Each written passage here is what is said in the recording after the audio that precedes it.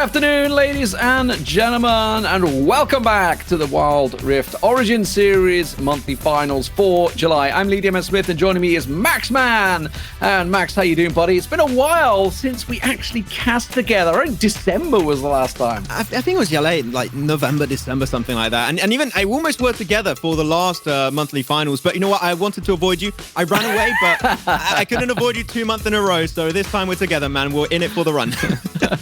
We're in it for the whole day, so we are going to be here. Let's talk about what happened, obviously, last time out. The June monthly finals, you kicked things off, obviously, so and I managed to catch the tail end and cover some of the finals. Let's go through those groups and how it all played out back in June.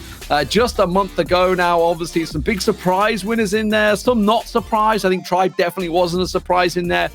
But especially Game Lord, for example, comes to mind. Big shock for them to drop down into the lower brackets by Team Queso. You know, some of the big favorites that came through. Yeah, very surprising actually for Game Lord to see them go out so early on into the upper side bracket. I think a lot of people were expecting them to be a finalist up against Tribe. I think a lot of people were expecting that to be the big clash into the finals, but didn't quite happen. They dropped out very early, and even into the lower bracket, they dropped down very quickly itself. So very surprising for them.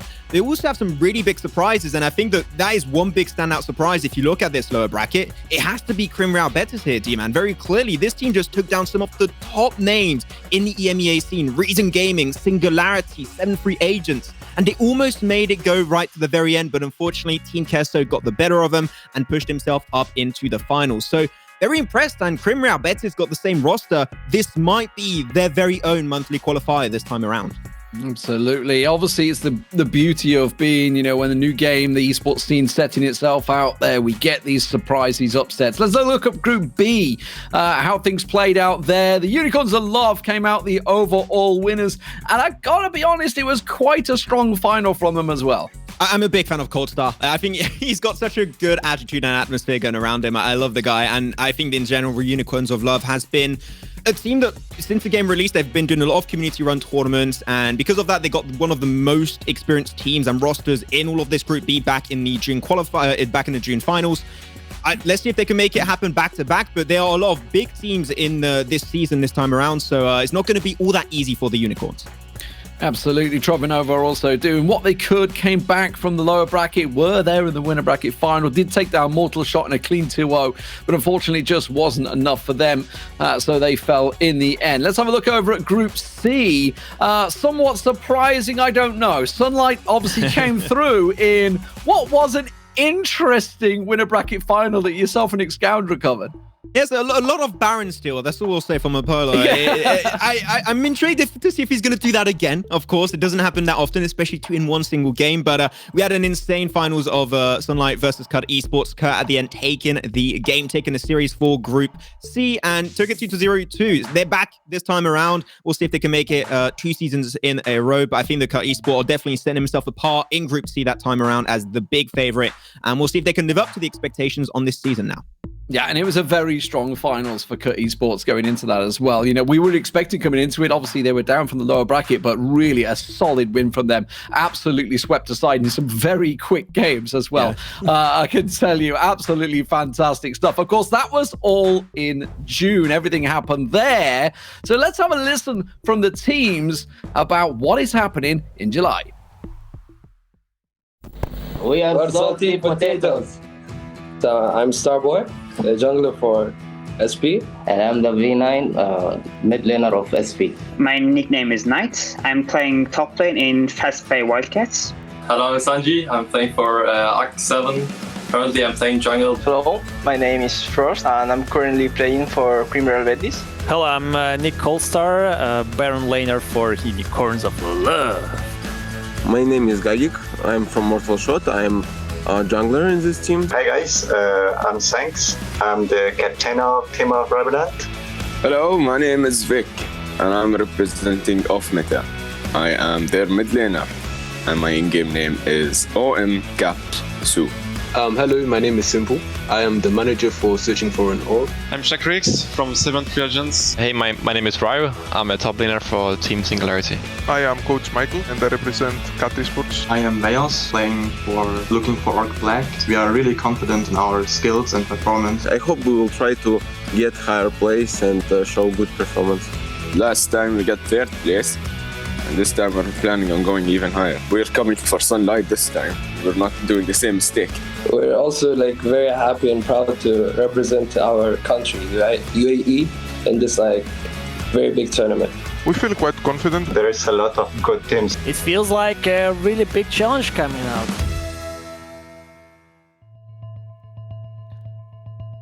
It does indeed feel like it's getting bigger and bigger, Max. And I think the July qualifiers kind of prove that. Some real tough opposition starting to form. And I think the scene is definitely growing month by month. Especially when you have so many other tournaments happening all over the globe. Like, we're going to have Riku and Yuka at some point joining in, and they have a lot of experience of what's happening in the Icon Series and the Summer Cup. And I can tell you, it seemed like teams from other regions are stealing meta and picks from other regions, so things are getting all mixed up now. So the more you learn, the more you study, of course, the better you're going to get. So the more time we give it, Wild Rift is still in its infancy, really. It just came out just a few months ago. So the more time you give it, and the better these teams are going to get. So I think we're going to have even better games this time around. Yeah, and I love how you talk about meta, how meta around the world does differ. And that's the beauty of the variation of the game. Obviously, some people prefer some champions, and then that begins strong, and Europe gets entrenched on one side, and America's in the other, and then obviously Asia sort of suddenly comes out with some super pick, and everybody tries to follow it. But yeah, absolutely fantastic stuff. So let's look at the schedule for what we've got coming up today. We're starting things out with a Crow Crowd up against the Fastpay Wildcats, or formerly known as the Istanbul Wildcats, obviously with their sponsor in there. That's how things are going to be starting off. That's what we're covering first, and then of course we'll see how the day rolls out for the other groups. This is obviously going to be over in Group B.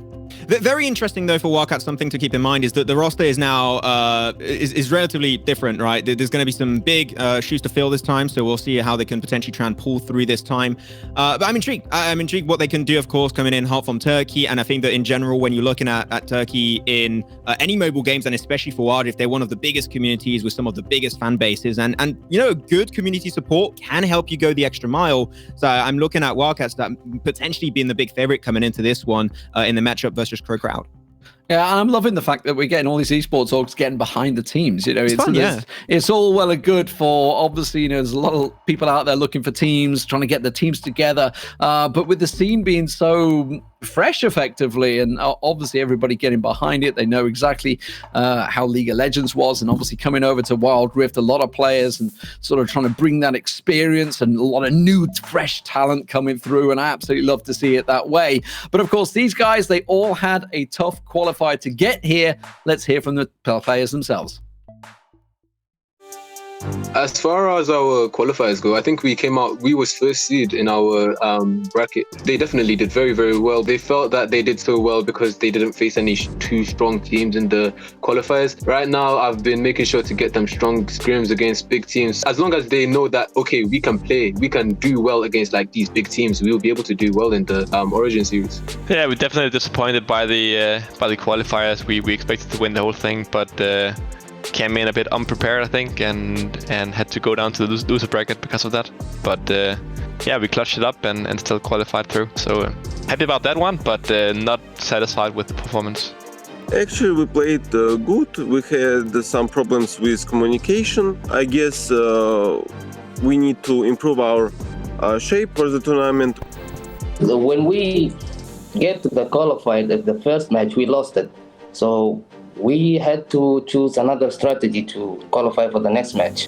The first game, it was a very hard game for us. We had like a very, very, very strong matchup, and like they beat us to the rotations and stuff, and we weren't ready for that. But like a second game as well, we tried like to fix the stuff, and yeah, thank God we got through the next opponents.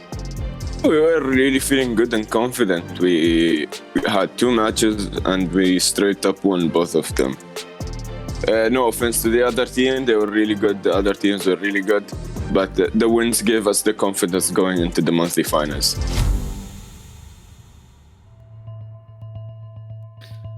Yeah, a lot of confidence now. They're in the monthly finals, but of course, now that they're here, the competition only gets better and stronger. So we'll see how these teams do fare themselves.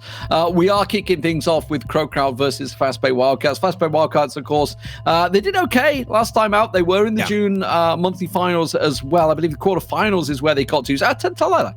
Semi-finals, winner bracket semi-finals, where they actually fell to Nova Esports, which is no slouch because Nova Esports ended up in the final themselves. Yeah, looking like one of the top teams in that group just last season, actually. So Nova took himself into a very good position, pushed it right into the finals versus the Unicorns of Love. So I said it right. This is a new, well, not really new anymore. It's like they've been together for like more than a month now, the new roster from the Wildcats. So now they have a little bit more experience. And I think that 2 month of experience now is going to be really useful. And the more experience you have, of course, the better chance you have of pushing it really far into the event. So as I said, I think that Wildcats could push an extra mile and potentially have a good attempt versus the likes of now the old Trovo Nova, because we got to keep in mind, Trovo Nova, they disbanded. You got a few players now into the new Na'Vi is going to be all over the place. So I don't know. Now you're looking at Group B, and I could not really tell you which team is looking as a favorite because you got so many big changes that happen that the top teams are just almost not there anymore. Yeah, and of course, don't forget the points will be carrying over month by month. Unicorns of Love, of course, the winners of Group B back in the June monthly finals in what was a pretty strong final from them, no doubt about it. It was a fantastic work. For Crowd, we should talk about them. Obviously, they got knocked out in down into lower bracket and then knocked out pretty quickly. It was Sangal Esports and then Digital Athletics basically sending them home. So for them, they're going to be looking to improve what they did last month. Yeah, they took a double bonk on the head. They instantly got pushed out of the tournament very quickly. So they're looking back, and which is great, even though it's not, well, I'm saying it's great. That's kind of mean, but it's not great they went out early, but also got to see this as a good opportunity for them to watch out the rest of the tournament and see what happens. You literally cannot miss any single game. So I'm hoping their VOD review was absolutely on point, and the more information you get, the more prepared you're going to be coming into this. So yeah, I mean, there's literally, you can't do worse. Right, you can only go upwards from there on out. So Crowd's got a lot of expectations to live up to, and we're going to see if there has been a few improvements on their side. That's it. So let's talk predictions. Where do we see it? I mean, from a past perspective, I guess we would have to put Istanbul Wildcats or Fastpay Wildcats as the favorites coming into this one based on what they did last month. But of course, there's been a whole month, a couple of patch changes in between. How's he gonna favor them? Exactly. That's the thing. And I love going for underdogs typically. I mean, we casted some other games, and I love going for the team that's maybe struggling a little bit. So off the back of that, and I'm hoping that Crowd, as I said, I hope they've done their homework. I'm going to go for Crowd. I'm hoping that they have put a lot of backbone effort into their performances recently, into the community tournaments they worked into. So I'm going to go for them. We'll see if they can try and take down Fastpay Wildcats, because if they did, just like you said, they did way better Fastpay compared to Crowd last season. I think that they can make it happen. So I'm going to be looking for Crowd to take the series. I would say 2-1. I think 2-1 is an achievable kind of record that Crowd could go for.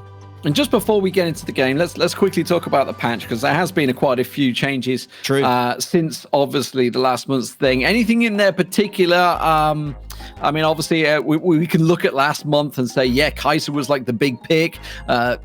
Most picked and 67% win rate. It's pretty huge, no doubt about it. There's also a couple of pretty scary picks out there, but of course we should also say stats always vary because it depends who's playing the champion itself. Yeah, just get good. That's what we're trying to say right now. But there's been some changes that I think are pretty important. There's one that I have in mind right now, which is Fiora. They reduced her health early on by 40 HP, which is not huge. It might not be that scary, but you got to keep in mind that when you're looking at also the runes that Fiora typically goes for, Fiora goes for rune for the Grasp of the Undying, which scales off of your HP. So it does take a little bit of your damage away, so that trading potential could be shut down, but I don't think is that big of a nerf that Fiora's going to be bad. And especially Leon's in the tournament, so no, if Fiora is still viable, Leon's going to pick it. We all know it. Yeah, we should point out, obviously, all games today are going to be best of threes.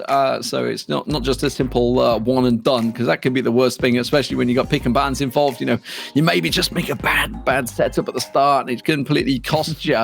Okay, we're about to get the pick and bans underway in just a few moments. What are you thinking? Let's flesh out a team. Let's flesh out a team. What's the prime max team? And don't just say Blitzcrank. I was going to say 5 Blitzcranks. I mean, you know me so well. Okay, I was going to go for it. I love Blitzcrank. I think he's really funny, and I think it makes every single game Blitzcrank is involved with even better. Though, if I am serious, which happens very, very rarely, so you better be prepared.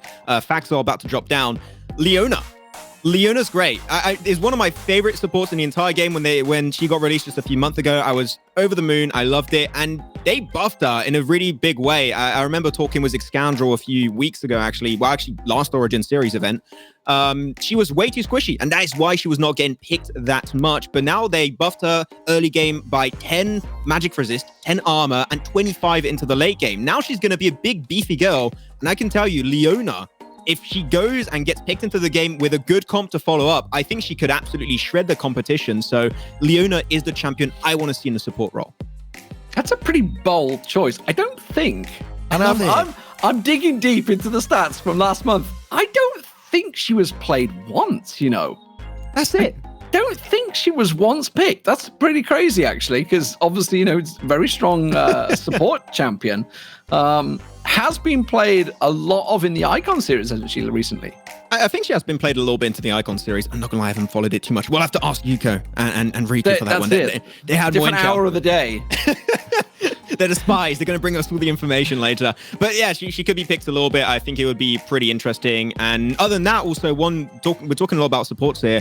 Braum got nerfed a significant amount, actually, recently. So I think the support meta is going to change. And especially with the release recently of Lucian and Senna that are unlocked, by the way, that can be played in this Origin series, I think we might see some big changes with those two champions being added to the pool. There you go. Big bomb dropped. Let's get into the game, ladies and gentlemen. It's going to be Crowd up against Fastplay Wildcats.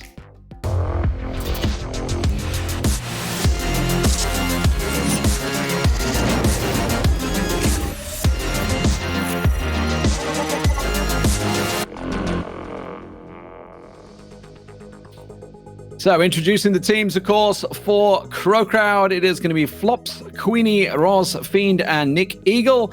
And for the Istanbul Wildcats, it will be Knight, Evu, Simp Bunny, Magenta, and Tatsuya. I mean, where are we going? Okay, we're going to get into the pick and bans in just a second. I'm quite excited to see in there. Okay. All right. I mean, without, we don't have Xscandrel yet. He'll be here tomorrow. I know what he's going to say, talking about the Ziggs bans, everything else. What are you expecting to be banned out here? I mean, there's so many strong champions currently. We talked about before the show, actually, about how strong Kai'Sa still is, and she's been relatively untouched as of recent times. Of course, you have a few items that has been tuned up and nerfed a little bit. I think Kai'Sa, if you know especially that your opponent is very strong on the champion, just get rid of it. It's a go-to, especially because now this is the very first Origin series season where we actually have 3 bans instead of 2 for this time around per team. So I would say don't take the risk. If you are going to be going against the Kai'Sa and you're sure about it, just get rid of it. Very easy choice. Well, here's the pick and bans. Let's get things underway. Crowd starting out. The Wukong is going to be taken out of there, so immediately straight across. Not too surprised. Can be a strong team disruptor. I'm about to get invaded by a cat. I'm fending him off. No, it's no Ahri. Okay, no Ahri right now. It's later on, maybe. We'll see.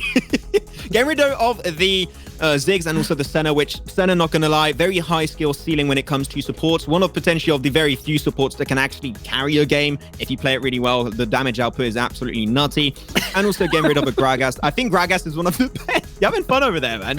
You're good. You got rid of him. He's gone. He was desperate. He really wanted to walk in front of my screen. I'm like, really? You want to do this right now? It's like as soon as the thing gets we'll interview away, him. But yeah, we'll interview him. Yeah. Xin Zhao. I wanted to talk about Xin Zhao as I did mention at the start. You know, in terms of win rates, I think it had an 87% win rate in 14 games played. However, there you go.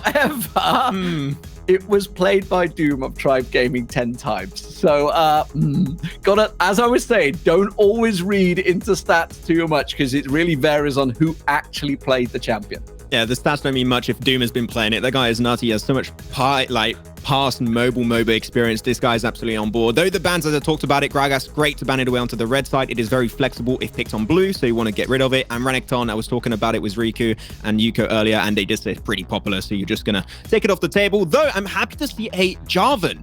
We didn't see too much Jarvan actually last season, but if it is played correctly, I think it's one of the best champions in the game if you have good synergy around it. So I'm really happy to see that picked up by Crowd.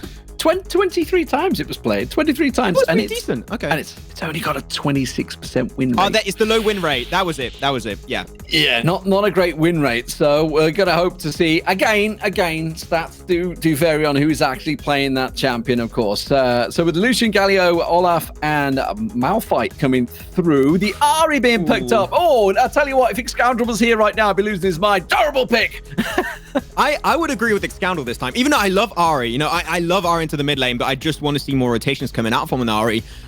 How are you going to deal with this front line from Wildcats? You got yourself a Galio, you got yourself an Olaf, you got a Malphite that can easily dive your backline, and then you also have those 3 champions that are going to be the front line and serving as UPS for this Orianna. She's going to be the ball delivery service on top of you.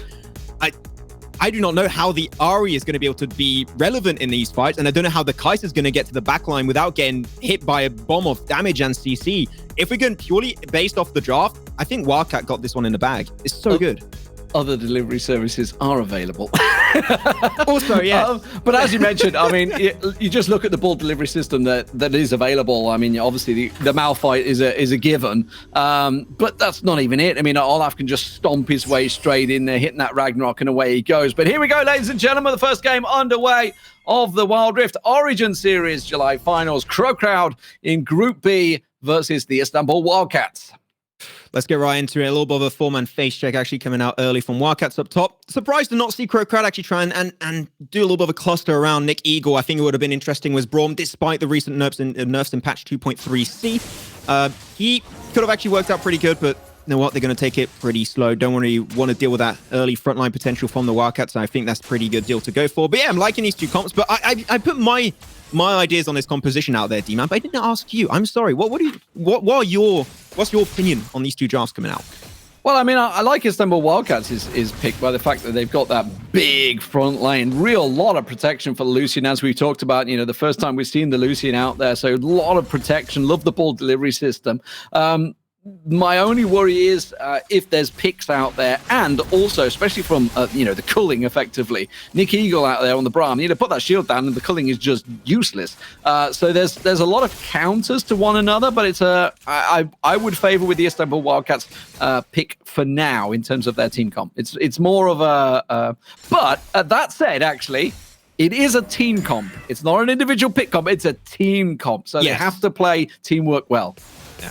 Hoping to see synergy and communication on point. And that's the thing. We had those little content pieces at the start, and I feel like a lot of teams that did participate into the June finals did say communication was a big issue. And that's something that over the course of the month, I think it's fair to say here, D-Man, but that is way more than enough time to work on the simple issue that is communication. I think that it should be nailed down to a T, hopefully.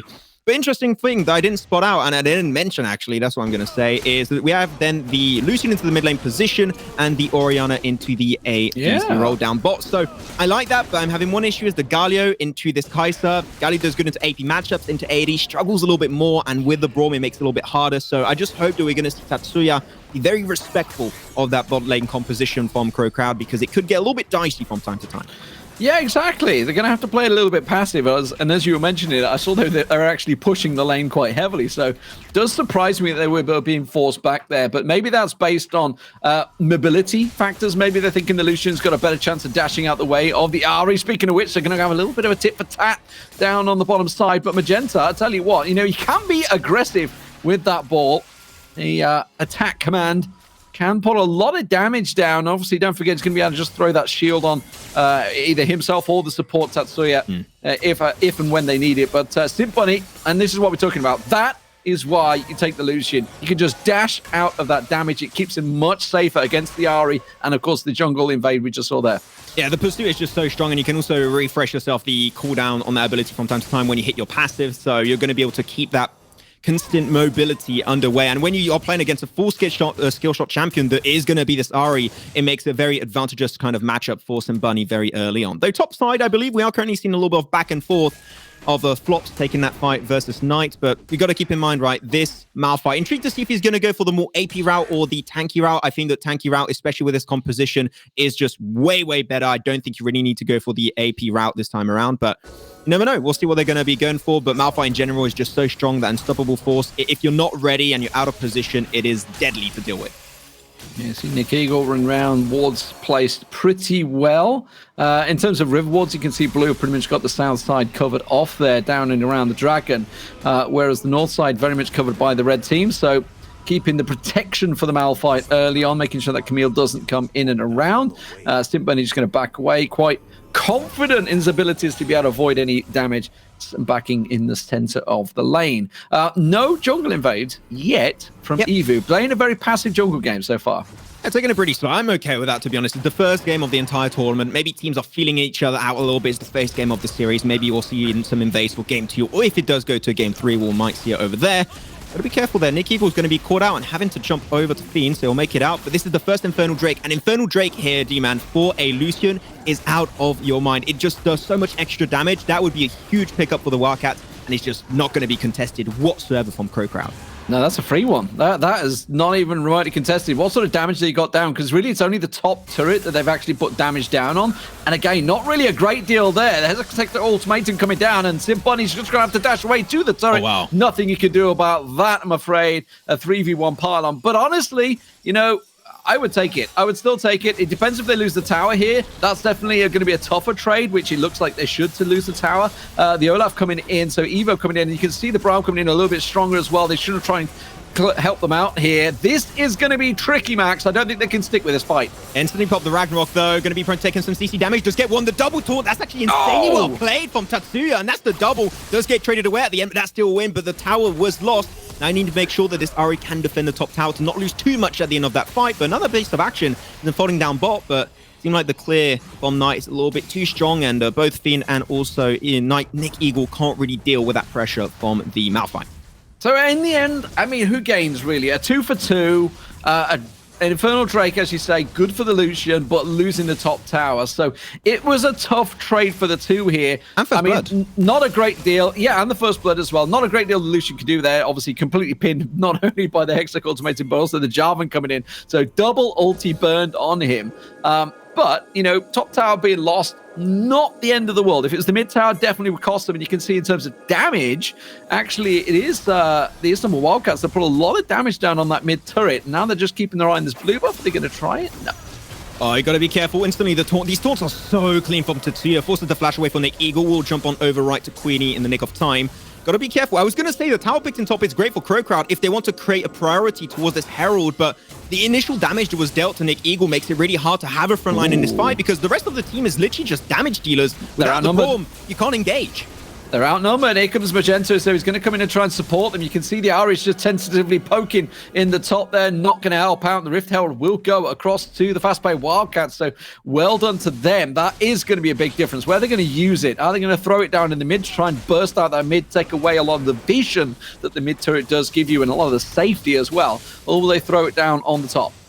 I think they'll just keep it for the next Drake. It's going to be a Cloud. It is one of the strongest Drakes after the Infernal, very clearly. So if you can just hold on to that one, that'll be great. And when I'm looking at the composition of Wildcats too, if they get that extra move speed, it's going to be really scary for the entirety of Crow Crowd to move away because we touched upon it earlier, right? They're very squishy comp. If you get directly access to Roz's position, Fiend's position, there's literally no escape, and that extra move speed will make it even harder on them. So that is a Cloud Drake that you do not want to give away if you're Crow Crowd. Otherwise, with the Infernal, it's going to make it so much harder for you to deal with. Oh, I think we're going to see our first team fight kicking off here. You can see just a little invade trying to steal away that blue buff there. Queenie having a little peek.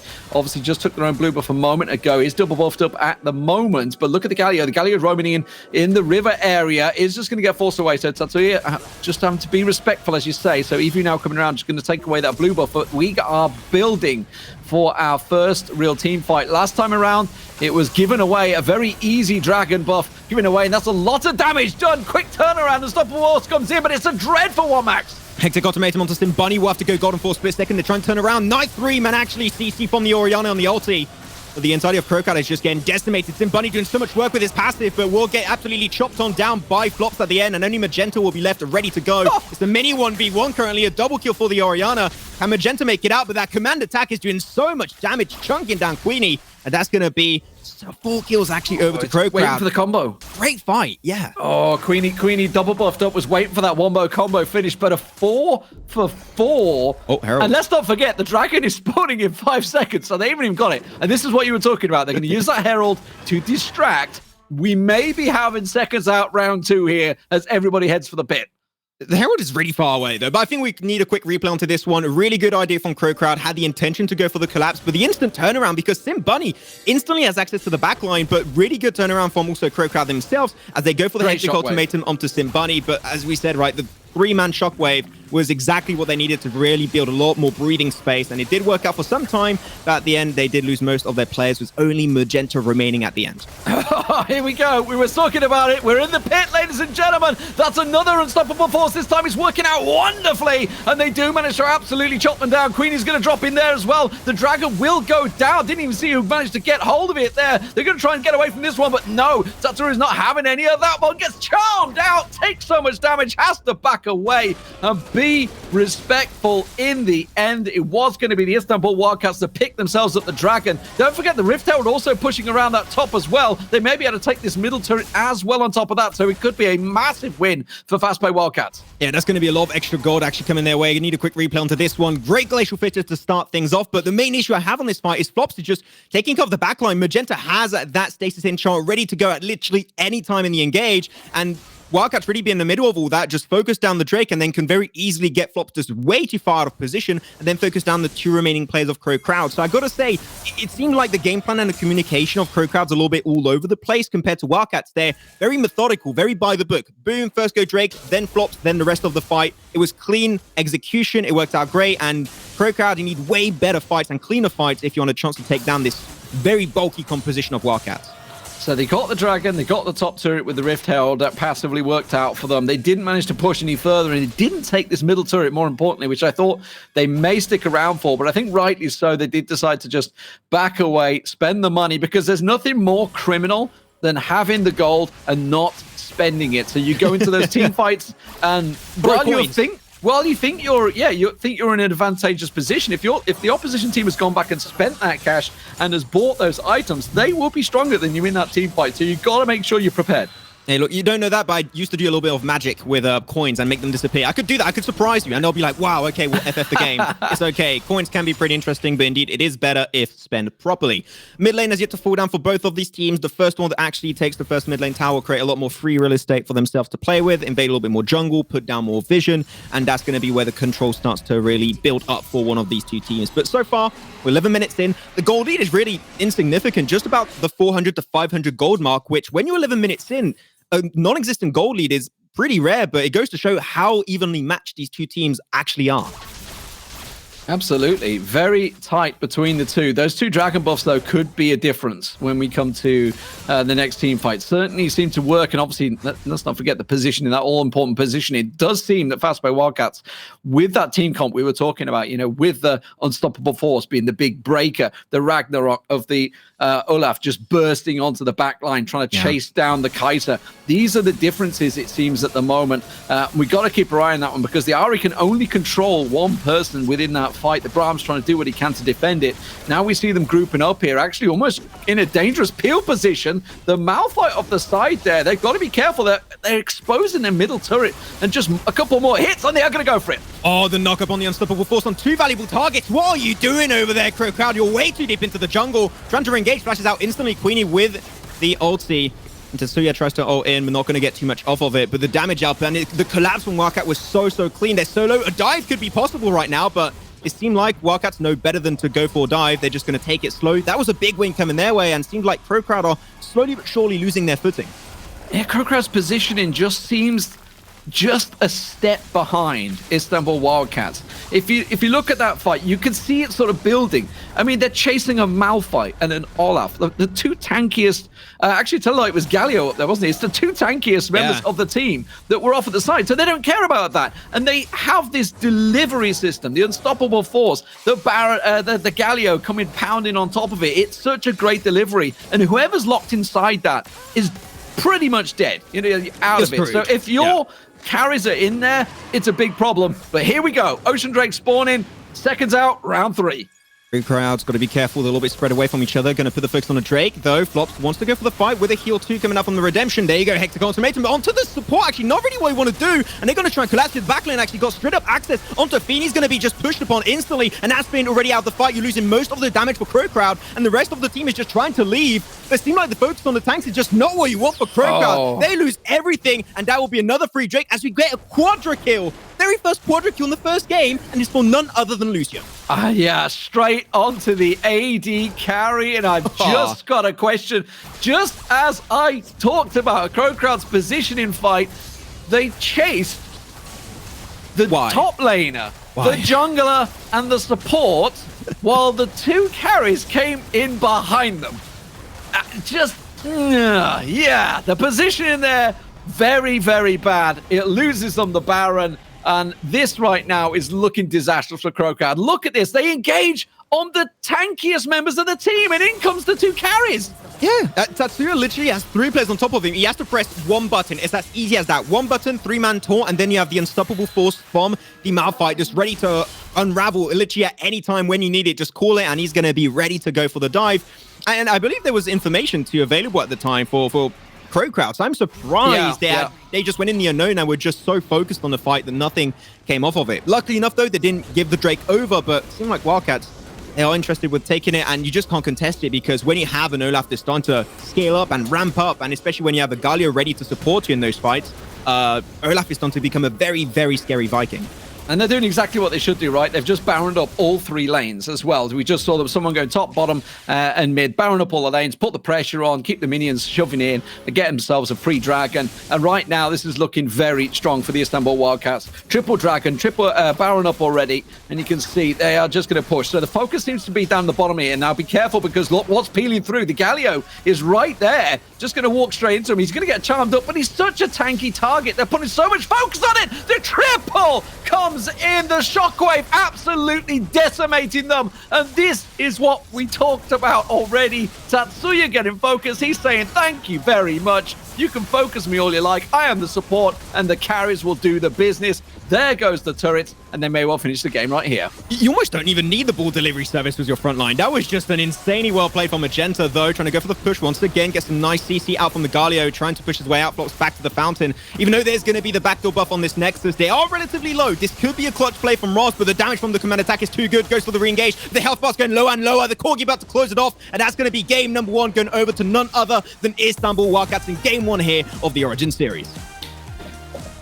Strong performance, strong team fights. We talked about the team comp that they had. We mentioned it was a strong team composition if it was played well. I don't so much know if it was them playing it well or Crow Crowd playing badly against it because they were focusing the wrong targets. It was so often that they were going for those wrong targets. Yes, I get it.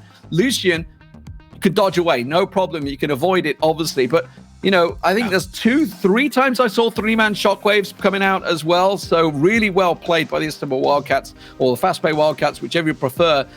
They just played that much better than Crow Crowd, and they're going to have to step up in game 2. I'm very surprised, and I think it's not even just down to how they were playing for Crow Crowd. I think it's also down to the information gaming, how they were unaware, not checking out their minimaps. We got ourselves a drawing board clip to go through to try and break down one of those plays, actually the play that I think we were talking about right here. And this is going to be when we were at the 13-minute mark. Crow Crowd had what could have been relatively a very, very strong fight, but the overcommitment is really what caused their demise in the grand scheme of this game. So we're going to be seeing so far, we're going to be focusing on the minimap. You've got to keep into account currently what we're seeing is you got the 2 main damage dealers for Wildcats that are in the backline. And so far, there's no information that's been given over. And you can see there's a ward, though. There's a ward right there. They're about to go in the bush. Exactly. They're about to get into the bush. But as of right now, they do not know. But you just go a little bit further into the future, and you'll be able to see that now they're pushed on over. Right now, they should know that behind them, you got the 2 main damage dealers of Wildcats chasing and collapsing you. And the main issue is, if you're looking at the entire comp of Crow Crowd, Nick Eagle, the Braum, is on the front line. The Jarvan 2 is going to be off put, and Flops are just fully committing onto the beefy front line of Wildcats. So it means that when you're looking at this one, both Fiend and Roz are the main focus, and they are going to be pushed upon instantly by a culling, I believe it was, from the Lucian. So we're going to be pushing this clip a little bit further forward here, D-Man, and you're going to see it. There's literally no escape. Roz has no idea. Even stop moving for a second. And Fiend is just in the midst of all this, can't do anything, and now you lose 50% of your damage because very clearly Fiend is your top damage dealer in this game, and then it's just play and survival of the fittest for Crowd, but there's literally not much you can do. All the remaining players trying to jump out, rush away, but they're getting killed one by one, and it ended up being a quadra kill over to Sim Bunny. So the initiation, the idea was good, but the execution and the awareness was so off the mark that it just caused the demise of Crowd very, very quickly. And if you watch that thing, you also saw the shockwave. It only caught the one, but it could easily have caught four. If it were like a split second earlier, it would have been a four-man shockwave. And they were funneled. And as you say, the information, I mean, yes, that's all about communication. That's what it's about, right? This is where the top teams excel. It's not so much your skill in the game. It's how well you communicate as a team. And, you know, in the split second, Jarvan had done the flag and drag. The Malphite went in and caught them, and this is all in milliseconds. So it's really hard to work out. But yeah, it's just that's just the way it went. So it was a tough break for Crowd, no doubt about it. But coming into the next game, you know, you got to be looking at the pick and bans, and you got to be thinking, do we take away that Lucian? Did we give them too much? Was Lucian the real problem? Because I really like the adaptation. You know, we didn't focus on it too much, but the adaptation, the fact is they did switch the Orianna and the Lucian and say, you know what, this is going to be better matched up. So even from the off, they were thinking about what's best to match up. How do we get these carries working best? Yeah, it's not even that. The Olaf was also doing so much damage, right? And we were not even focused on that so much because you had the big shockwaves and you also had those big cullings from the Lucian with his passive doing so much damage output that it just completely, it felt like the damage of Olaf was underwhelming when he was actually chunking down the health bars of his opponents so drastically. So I'm not gonna lie, I think this was a very big draft diff. I think the draft was just miles ahead for Wildcats, and I'm intrigued to see if we're gonna have a swap off sides and if that's gonna be something that Crowd are gonna try and change, or if they just thought that was just an off game and they might try something similar. We'll see if it works out on game 2. Absolutely fantastic match. Of course, this is a best of 3, so it's not all over yet. Let's get game 2 underway.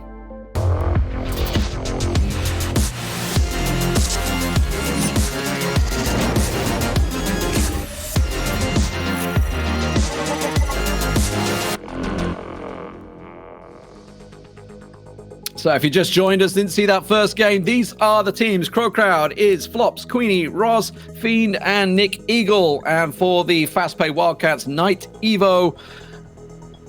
Didn't quite catch the last 3. Simp Bunny, testing my memory. Damn it, I can't remember the last 2. Almost there. You know what? Fair enough. That's like you got 80%. Matter. It doesn't matter. We're going to get into the game. Let's get the pick and pans on the way because that's the more important bit, right? You don't want to look at our faces. You want to look at what's going on with the pick and pans. Let's see how game 2 rolls out. Hey, checking out the stats. Champion Demon has 80% win rate. All good to see. Though, back onto the draft once again. We got some champions that we're looking at here. Lucian, is it ban worthy now? It looked really strong. This was the very first time, well, it was the first game, so it is also the first time that we're going to be seeing Lucian in the Origin series. I think he made a big statement that champion is definitely scary in that mid lane position, cannot be contested easily by an Ahri, so you got to be careful how you want to play around the champion of that caliber. They're going to get rid of relatively similar champs. You're going to see the Wukong taken away for the side of Wildcats. They have then swapped sides. Crowd are now going to be red. So Gragas, if it's not banned away, Wildcats could instantly yoink it for themselves and play around the Gragas and just put it literally anywhere they want on the Rift. Yeah, absolutely. So the Lucian being taken away, not too surprising, I think. And the Galio ban, interestingly, coming out from the Istanbul Wildcats, obviously playing themselves in the last game. So very interesting to see they chose that away, which means that tells me they have something in mind. Crowd just being reactionary, so taking away the Orianna as well. Don't really think the Orianna was the problem. I think it was more Crowd's positioning than anything. But you know what? If you just got beat by it, take it away.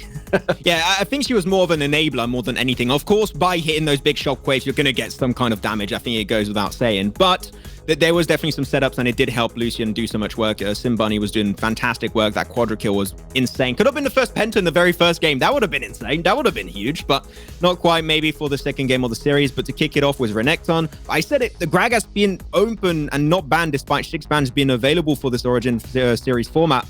They're going to pick it up right away, and we're finally going to be seeing Exing Zhao. I'm happy to see it. It's not the easiest champion to play. Doom, you better be looking, man. Yeah, he's going to be watching his win rate percentage drop, maybe. I don't know. Hope not. Olaf coming in once again for the Istanbul Wildcats. Now, obviously, he was a strong champion last time out. However, for Evo, he did stay very much in his own jungle for a while. Well, didn't get very much involved until he hit level 7, so he was in there for a very long time. Obviously, was impactful when he did come out. And as you mentioned, the Lulu coming in there along with the Corki. Yep, I like this one. A lot of mobility going to be dashed away with that Corki and also that Renekton. So I'm really enjoying what's happening from the Wildcats and the Lulu Olaf. You just can't go wrong with it. Though I know your favorite is your favorite champion, Seraphine. She's going to be on the Rift this time around. I think it's okay. There was a little bit of lack of CC. There was, of course, going to have the wild growth from the Lulu, potentially on the Olaf or the Renekton. You can just make a very big crocodile. You could be huge. Got the Dominus plus also the wild growth. That's going to be a big croc. You can make a really big bag with him. That's big. Yeah, so the Braum also being picked in there. So Crocrowd sticking with relatively what they had before, just a couple of changes. But for the Istanbul Wildcats, some big changes for them. And I mentioned that, you know, as soon as we saw the Galio ban from themselves, you were thinking, okay, they have something planned here. That obviously maybe counts as what they have. Let's get the game on your screens and get ready to go. Right, back onto the Rift. Once again, for game 2 here, Wildcats got himself the first points of this one. We'll see if Crocrowd can take himself the reverse sweep and take it 2-1 in their favor. But it's not looking good. Wildcats definitely, we talked about it, right, D-Man, they were coming into this as one of the favorites, though. I'm seeing a 5-man cluster from Crocrowd, and they have an Ahri. You start with a Charm, you hit that one first, that's an instant kill, and you have a Braum. It's CC Haven right now, so that is something that Wildcats definitely do not want to walk into unattended. Yeah, there's no way they're going to invade with that around there. You know, the fact is you could take that Charm at level 1. I mean, generally you don't want to take Charm at level 1, but, you know, you're definitely going to keep your hand hovering over it. But, yeah, no invade's going to help out. Just a simple leashing for Magenta. And Tansoya down the bottom there. That's going to help out the Olaf, as we say. We'll keep our eye on him. Obviously, didn't go for any big invades. Just very much kept to himself for a long time. Whereas Queenie was definitely looking to be more involved early on. So keep your eye on that Xin Zhao. Meanwhile, the top lane, got to give it to the Renekton. Got to respect him early on. Yeah, of course, Renekton's going to be a big bother, especially in the later stage of the game. Though I would hope to see, and I really want to see this coming out from Flops, I want to see a tank Gragas. I think tank Gragas is just miles ahead of what AP Gragas can currently do. Unless you start scaling and you see an opportunity to stomp, but that's only if you're like in bronze/silver that you can do that. So I would not recommend in an actual proper tournament, such as the Origin series. So hopefully he's going to go for the more tanky route. I think that would be great. But so far, and you mentioned it earlier, right, D-Man, for the first game, no invades. Both teams being pretty respectful of each another, but there's been one small change. It's quite a bit of deep vision from Wildcats set up. You see 1 into the bottom jungle, 2 into the top side jungle. So they might try and set up a jungle gank once they hit that level 5 around the 2-minute mark. Though Queenie got spotted away by that ward. And instantly, the information game is exactly what they need. Queenie trying to dump away. The Undertow does get some severe damage, but will not be the first blood just yet. Yeah, committed. Flash for flash there. So the mid laner and the jungler's flash. Knight also flashed as well. The top laner trying to get involved in there. It doesn't work out for them. This is going to get caught in the pit. They're both having to double flash. So a lot of flashes being burnt here early on. And we were talking about those invades. Evu really wants to get involved, but that is a double buffed up Xin Zhao. You can't. Got to respect that because you get the knock up on the Olaf and he's just done. Yeah, not what we want to deal with. You want to try and have that Ragnarok ASAP around the 2-minute mark, which you should be able to get there in just a few seconds' time. I'm especially looking for some bunny here on this Seraphine. Seraphine is, I know, a little bit obnoxious. I know I don't like her singing personally. I prefer listening to Shakira or something else. But regardless, the CC that this champion can dash out is second to none. And if it hits the right champions, it could be great. But there's one big counter available for Crocrowd, and that is the Braum. You get yourself that Unbreakable, and that ultimate just gets sent straight into the ether, straight into nothingness. So you've got to be careful because Braum could be the one to ruin those playmaking opportunities for the Seraphine for the side of Wildcats. We'll see what Riot's audio department can do for you next time out with the next champion they release. Get a bit of Shakira in there. I'm not too sure, but at the moment, yeah, certainly a possibility for the. Oh, hello. We can have a bit of a dive down the bottom there. Of course, the bonus with the Corkis. You can always just knock up. And I was talking about that knock up. You got to be careful. You get the knock up, you get the stuns in there, and nothing you can do about it. And that was a simple first blood in the end. I thought he was going to be able to get away to the turret, but Tatsuya, nothing could do. Welcome to the Braum hype train, and this is going to be the next stop. It's going to be CC Haven. There's nothing you can do against Concussive Blow, despite the nerf, because it had a few issues in the most recent patches. The stun is out of this world. The damage you get from that fourth basic attack onto the Concussive Blows is out of this world. You do not want to deal with it. Braum is, if it takes a fight against you early on and you have a jungler gank, it's going to proc the passive so much quicker. It is not fun to deal with. So you better be careful, especially when you have so much mobility like Corki. You do not want to be caught out like that. So hopefully things are going to be fine. But these are two games there, D-Man, where we have 2 first dragons actually being the Infernal Drake. So that's going to take, once again, a lot of focus. And as Xcandal like to say, we're going to have a little bit of a clown fiesta happening in the river just in a few minutes' time. Yeah, it's certainly possible. You can see that obviously Crocroud's setting up for this one. Istanbul Wildcats a little late to the party, whereas Crocroud are already getting the leashes on there, but they're going to back away. They realize they're being pushed. They have got good ward coverage, both teams actually, so they're well aware of the chance that's coming. 4 members of Crocroud here. They're going to leave the Fiend's actually going to stay on the Xayah way down on the lane. That's a little tricky, so he's going to separate you from the team. I'm not sure I like that because there is a chance for him to get grouped up on the turret there. You can see them just sort of gathering through it, but this is definitely going to be one of those back and forth moments where they just poise and see who can get in position to have the fight. It's game of chicken, but to see who's going to be the one to initiate first. Seemed like Evu's going to be the one to give in first. You've got to be careful, try and move out. Braum onto the front line, trying to maybe proc his passive down. Gets concussive blows on a valuable target, but not going to happen for the time being, as the Drake's going to be reset, and they're going to send some players in mid, try and clear out those waves just a tad more. They're not ready for the fight for the time being, which is okay, to be honest. I completely understand it, and the vision control is definitely in Wildcats' favor, so if they do have a way to clear it away, that is something Crocroud needs to do, because the information game last game was a little bit all over the place, and that desperately needs something to fix it. So everybody in and around level 7. Level advantage just ever so slightly is with the Istanbul Wildcats. They've got 4 at 7, which could work in their favor. Dragon going to get started out here. Crocroud starting things off. You see Simp Bunny coming in around the side. Now look for that big Renekton. This is what we're talking about. Got to get the growth on him. There it is. No! Didn't come in time. Got took down, and Crocroud absolutely massacred him before they had a chance to turn this one around, but they are all looking very low right now. Istanbul Wildcats just need to turn and burn on this one. They have the hit points. They have the damage to try and turn this fight in their favor. They will manage to get the other down. The Dragon eventually goes down, but my God, it took a lot of work. Now they're going to see Fiend. Fiend comes out on top. Can he get away? Simpody has to come in with a flash in the end. Gets himself the triple kill, but that was indeed a clown fiesta. There you go. Xcandal would be proud of that one. But Flops, what a steal. He went for the body slam and he got himself not only a kill onto Tatsuya, also got the Dragon off the back of it. That's the clutch you love to see from a Gragas. That is why it is banned last game. We need a quick replay onto that one. I think the lot was unfolding. Very good attempt from Knight, and he actually got some really big AoE damage with the cleave, but unfortunately, he's not going to be the most beefy of champions right now, so he instantly got knocked on down. I like the attempt onto Evu there with the Wild Growth. But at the end, you have Sim Bunny. He's just going to be poking you down so quickly. And you also have Tatsuya just doing God's work at the very end. And the continuous poke from this Corki, there's no escape from it. So the Dragon, it was close, but that's lucky steal was just what they needed. And it did end up being a double kill also for the Xayah. There was a lot of back and forth. I really enjoyed it. It does seem a lot closer, though, from what we saw in game 1. I think the Dragon got 2 kills in there, really. I think pretty much that's how Dragon it works out. Yeah, Dragon just putting the damage down. And you got to be careful about that, obviously, when you're fighting around the pit. And that's why Crocroud had peeled. And that's actually how it turned so well. Because honestly, you know, they could have just been slaughtered there. But now they're starting the Rift Herald off. Are the Istanbul Wildcats aware to this one? They don't have too many nearby yet. Evu's going to come in. He takes a big full fist to the face, so he has to back away, and it will be the Rift Herald going to Crocroud. Yeah, Rift Herald, of course, they're going to be keeping it later on for later use.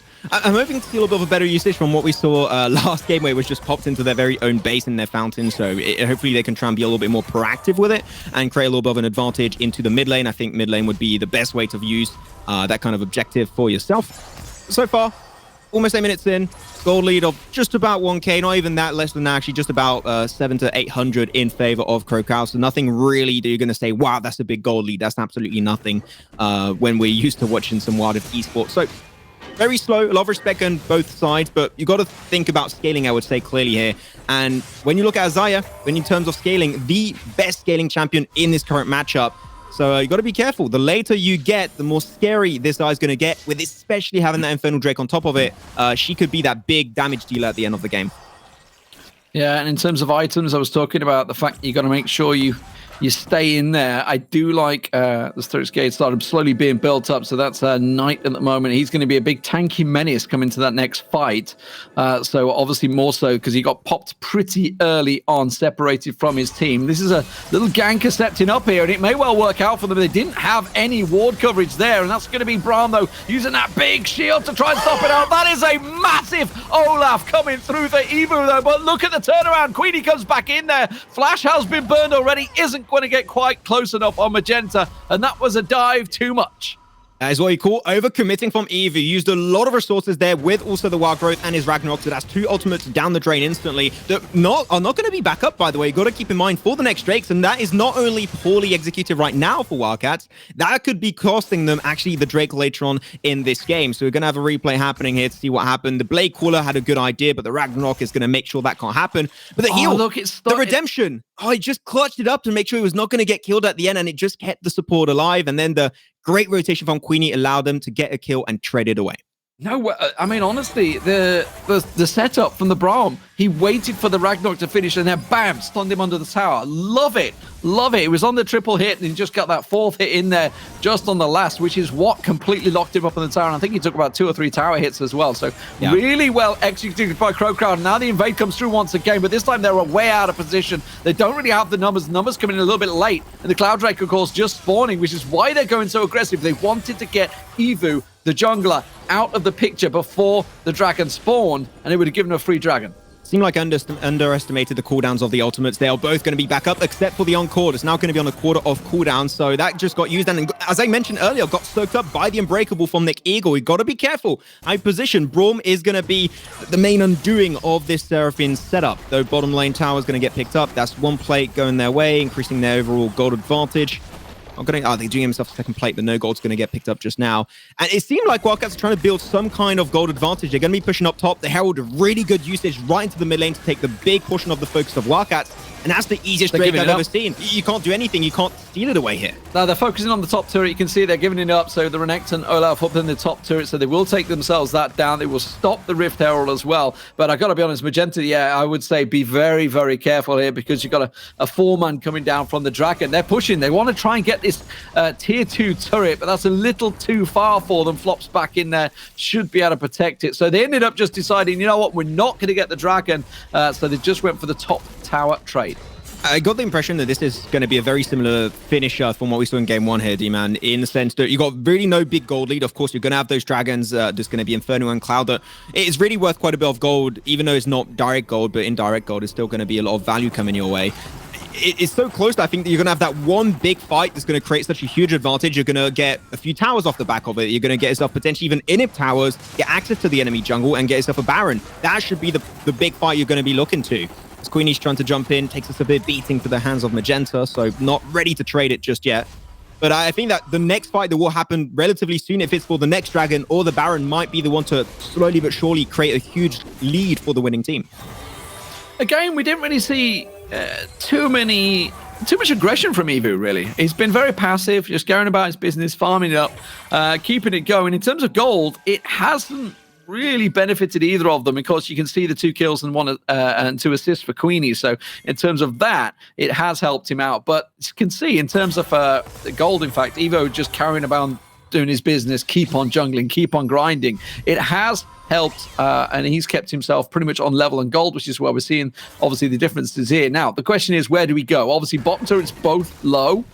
In terms of Magenta, very tricky for him. Obviously, we've had the top lane of Flops now coming down onto the bottom here, into the Dragon lane. Dragon not there, Baron certainly is.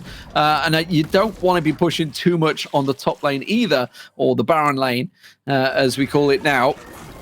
So I'm really interested to see how this is going to go, because this is looking for a big team fight setup. And where do we see this? Obviously, for me, this number Wildcats, if they were to get into a proper brawl, a proper 5v5, they would be in a good position because they got the Renekton, because they got the Olaf, they got the Wild Growth, they got exactly the support to back it up. But that hasn't been the case so far. Well, a lot of damage actually onto Flops, but I agree overall. We haven't seen too much of that kind of yet in these games, so we'll hopefully see that. Teams are getting pretty close to the Baron, so we might see a little bit of a threatening happening from KrowCrowd to try and force the fight coming their way. They are seeing quite a few players actually from Wildcats towards the bottom side, so maybe they're trying to create a man advantage in some kind of scenario to get yourself and start building a lead, because I think we're getting to that point where they seem pretty confident they had 2 Drakes, but look at the goal. The farming game from Wildcats has been pretty on point, and now they're actually in the lead by just about 1.5 to 2k. That is not nothing, because if they continuously stay at this point, they will have a pretty decent margin of lead against KrowCrowd in the very first fight here.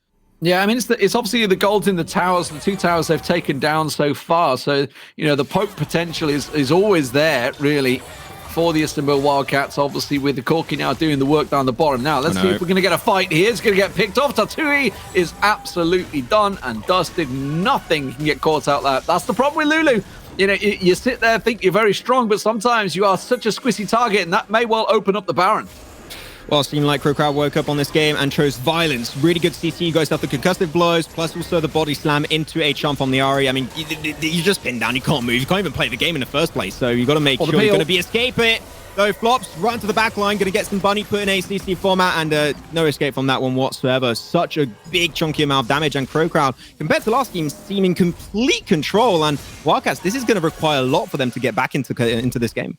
Yeah, definitely had a good talk to themselves. Much better peel there that we didn't see in the first game. However, with the dragon spawning, we're going to see them setting up for this one. It does look like that way. You can see that's why the Renekton is continuing to push to the top. But here we go. Let's check out that peel. You can see Sim Bunny just caught out. Nothing you can do about that one. Simply caught out, trying to look forward and yeah, I mean, just contesting it. That was all it was. It was just a Baron bait that worked out. And I got to be honest, this is looking like another dragon for Crowcrowd. This is a real problem. Yeah, it's going to go pretty low. Can he get himself a sneaky steal? No, the smite is going to be mightier than that attempt to steal from the Corki, so Queenie's going to get that one secured. I'm having real issues with Sim Bunny on this game. I loved his plays last time around on that Lucian, but this time he's just not hitting the mark. He's not hitting those ultimates, and the Encore is just being soaked up by the Unbreakable of Nick Eagle. It is literally the reason why you picked Seraphine in the first place. Of course, she also clears those waves relatively quickly. But if you don't hit it, literally, you just could be playing a 4v5 and you would have almost a similar outcome. So you need to make sure that not only you time them properly, Braum is going to be out of position, or you know as a fact that Unbreakable is not going to be there. And it even got nerfed in this most recent update by 1 second. Is up for 1 second less, so it should technically be easier. But Sim Bunny is still having a really hard time to hit those game-changing ultimates. The biggest issue at the moment, and I think it's a little misleading in the terms of team fights, is we've never seen Istanbul Wildcats together as a team. They've always had either Sim Bunny picked off, Tatsuya's picked off, you know, someone important to the team fight has been picked off, because that Wildgrowth can be a massive turnaround for them. And obviously, you know, with losing your mid lane and your Seraphim can be huge in itself, because you're losing your carry straight away there. So we've got to be careful. They've been picked off too many times. Looking at the ward coverage right now, it's almost non-existent for the Istanbul Wildcats. You know, they've been timed out, they've been swept out, and Crowcrowd are slowly but surely taking control of the map. There's the 2 turrets that they were lacking. Now that turns the gold quite heavily into their favor, and this is starting to become very worrisome for the Istanbul Wildcats. It is starting to be very worrisome, but I think there's still a very clear opportunity for them to get back into the game. You're looking at the bottom of your screen right here. You're going to be seeing all players in opposing lanes are still pretty close. You still have the Gragastas running with a little bit of a lead, currently on 13.5k gold. There's nothing scary. It's not a full tier 3 item difference. Normally, when you're 16 to 17 minutes in, you would see sometimes teams with 15,000 gold lead. Literally, this is nothing so far. It's just about 2 to 3k. So there's still a very clear chance that Wildcats could turn it back on its head and create a lead out of nowhere. But as you said, they're just not fighting together. And if they don't change that very soon, I just can't see a world where Crowcrowd lose this. Flops is just keeping Knight entertained down on the south side of the map, while the rest of Crowcrowd do look to try and force yet another fight. See if they can pick off yet another exploration, someone trying to get that ward out there. And I'm looking at you, Sim Bunny, in the middle lane at the moment, making sure he doesn't decide to walk in there, but is instead just going to make sure he keeps himself very much away and carefully he doesn't get picked off like he was before. There's a big chance.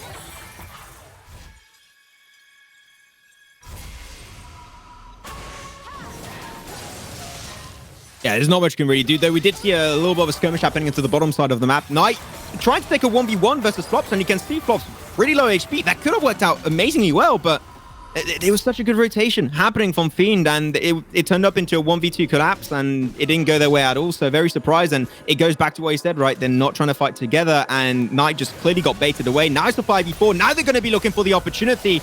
That's the instant Ragnarok Qs, and you want this for the engage. This ultimate being down with the Wild Growth, I mean, you lose everything you needed to really set up a huge fight.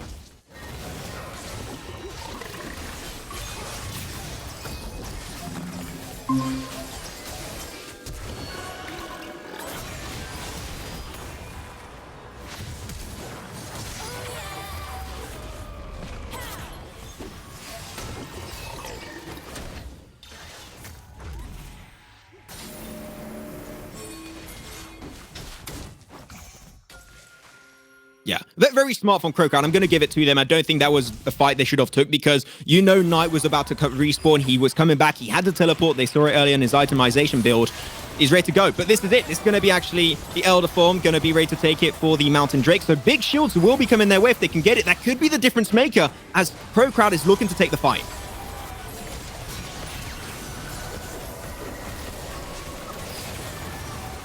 Oh!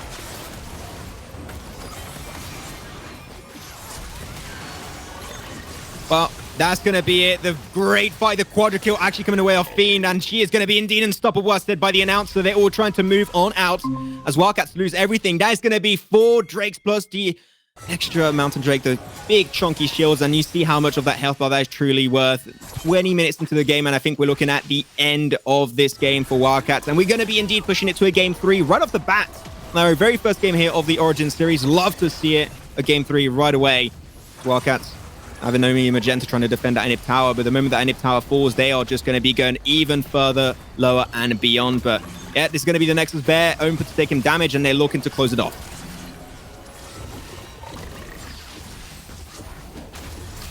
Oh? Okay, so really good attempt once more. And unfortunately not going to be going too far, but the amount of respect from Crowcrowd, I'm actually really enjoying it. They are not going to be overstepping their welcome, not going to get too cocky at any point in time. The little replay of this fight is going to be due in fact, as we had a good attempt with the on-call once again, but the Unbreakable is just able to soak up a lot of that outgoing damage. As Crowcrowd just able to get himself the Drake. Really good smite plays from Queenie on this jungling. He's been doing some top-tier gameplay in that jungle position, roaming extremely well, and especially, again, every single jungle objective under control. That is the game-changing opportunity. As Wildcats, they just can't seem to take these fights, and unfortunately, they didn't try and take a 5v5 early on. Now they're just completely outscaled by the entire comp of Crowcrowd. And Crowcrowd are just picking them up one by one. It's looking like they put the game from hard mode into easy mode this time around, and after seeing how dominant this game is, game 3, I have no idea how it goes, unless we see one of the most insane comebacks happen this time around for Wildcats. We'll have to see, as D-Man's having a few issues on his side, but he's back, I think. It's all good. It's all good. It's all Welcome good, back. yeah. Yeah, the connection playing me up there, as he does sometimes, but I don't know what it was. I could still hear you. We can still hear each other, but nobody else can hear me. That's the problem. Baron Nashor going down and done, and Crowcrowd now in the driving seat with the Baroned up minions, full health up there, everything working well in their favor. This is going to definitely be, I don't see any way back right now. They're going to have to make a howling error, which they've not made all the way through. A complete role reversal to what game 1 was. Yeah, it is exactly what I mentioned, right? Is that you're going to have that one fight that's going to be the pivoting point of this entire game for these two of these teams, and you had that one fight towards the Drake where Crowcrowd took it for themselves, and then they started building a huge empire of a lead in their favor, and there's literally no comeback. And unfortunately, that's 2 towers going on down into the base, 2 towers plus the Baron buff. They're going to try and pick a few more kills to go and close it off, but that's going to be game 2 going over to none other than Crowcrowd. And indeed, D-Man, we shall be going to a game 3 for the very first game here of the Origin Series finals for the month of July. What a game. It's been a great comeback from Crowcrowd. Yeah, good turnaround. Just lack of execution. It's like a total role reverse, right? Of what we saw from Istanbul Wildcats. They had a great team comp, but it's working out. But this time around, they were the ones getting picked off. They were the ones losing players, losing members, and their gambit for wild growthing and sending in the Olaf, the Evo, or the Tanky Renekton just wasn't enough. They just got boom, absolutely obliterated as soon as they went in that 1v4. It didn't work out at all. There were some very clear attempts, but the fact that they were so spread so often in that game, and Crowcrowd this time around, it seemed like their map awareness was so on point. We talked about it game 1, how it didn't seem like they were looking at their mini map, not using it, not even knowing it existed in the first place. And now they just see, okay, well, there's 2 players down in the bottom side. We're going to go for rotation, take the fight, and we're going to get extra kills. And then we can turn it into a Dragon. We can turn it into a Baron if needed to, or get some extra towers in mid. It was very clean execution. This is the level of Wild Rift I'm expecting from a lot of teams in this tournament. And Crowcrowd just really showed that it can be done very easily as long as you pay attention to what's happening around you, to your surroundings. And it worked out great. So now the question is, after these 2 teams showed good performances in their own respective wins, who's going to take game 3? I have no idea. I mean, if you think back at it, and hopefully we'll see it in the highlights, we can have a look at what happened throughout that game. You think of the very first Dragon fight, the Clown Fiesta that ended up being a 1v1. The Dragon even getting multiple kills in there, obviously, despite the fact he doesn't get the credit, bless him. But the Dragon doing work. But I think this is the first team fight, right? A very, very messy one that could have gone either way. In the end, it was actually the Istanbul Wildcats that kind of came out on top in the fight, but didn't get the Dragon. You know, I feel like I've been going after Simbunny quite a lot on those encores, but I want to give a huge amount of respect to Nick Eagle. Those timings on that Unbreakable were top tier every single time. It was a sneaky steal from Flops. He did go for the body slam. Not only got the Dragon, but also got the kill onto Tatsuya for a split second. But this is the overcommit we mentioned during that game where Nick Eagle got himself his heal. He pulled it off in a clutch moment and got the heal from the Redemption. And the perfect time of Queenie just roaming so well. And now, once again, goes down to their map awareness and able to change the landscape of the fight every single time with those extremely well executed rotations. Yeah, and I can't fault Istanbul Wildcats for going for the Dragon here, going for the Elder Dragon. They realize, obviously, it's kind of do or die, effectively, right, at that situation. They kind of had to go for it because they knew the game was already slipping away from them. Yeah. Unfortunately for them, they didn't get it. And obviously, that was picked up again by Crowcrowd. So Crowcrowd just stealing away absolutely everything from them there, from the very, very tight Clown Fiesta of a 1v1 it ended up in, actually, both losing 4 players at the start. But this is going to change up the pick and bans, I feel, quite a bit, because if you think about, obviously, the champions that worked well, and bearing in mind we're switching sides once again, Istanbul Wildcats back on that red side. You know, what worked out well for them was the Lucian, was the Orianna, obviously, but it was also supported by the Galio, the Malphite, the Olaf continuing staying in there. That won't be banned away, and I'm very interested to see what bans Crowcrowd may adjust to. Well, I have no idea. I think there's so many things you can take off the table, especially of that first game. The Wildcats did play around that. The big beefy front line. You had yourself the Olaf, the Galio, that really left open, and you could have played it again. And I don't think Lucian is the only one that can do what he does. I think you have some great mid laners. If you want to put a Corki into the mid lane, I think that would work out great too. He has similar kind of mobility as a Lucian. Maybe a little bit lacking damage output wise if you do not play correctly around his kit, but I would like to see that. I think a similar composition, it worked out, and you could very clearly see too that Crowcrowd struggled to deal with it. So I think Wildcats should go back to what worked great in game 1. If it's not the exact same comp, that's fine, but something similar, I think, really suited their playstyle and their style of gameplay. So if it ain't broke, don't fix it, and just lean into it again. If it ain't broke, don't fix it. Well, ladies and gentlemen, let's see what they do. Game 3 is ready to go.